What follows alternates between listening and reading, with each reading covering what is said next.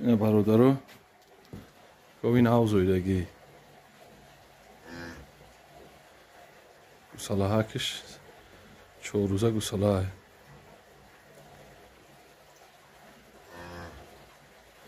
میزویدگیش 3 گوساله شد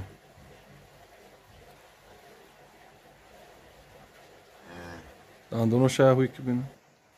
برادرو 3 گوساله شد دندونش کتا کتایش رو مسئله اهلیش اوسونجوشیش 100% مولای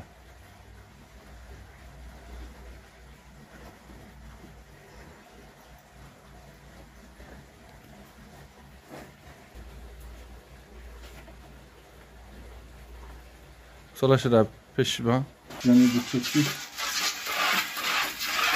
اوسونجوشه که یعنی چوچی پیشش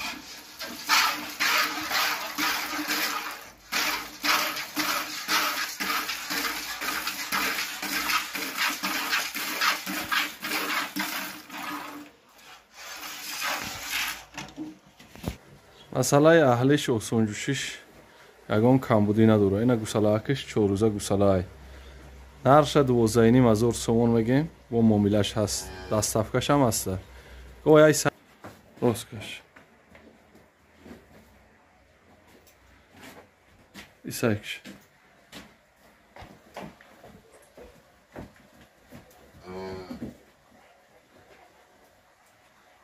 بیار şeysi بیار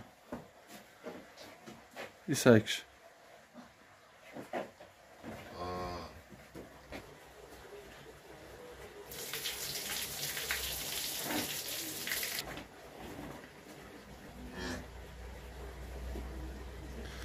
دوازدهینیم هزار سومون میگیم با معاملش هست به حد مالی خوبه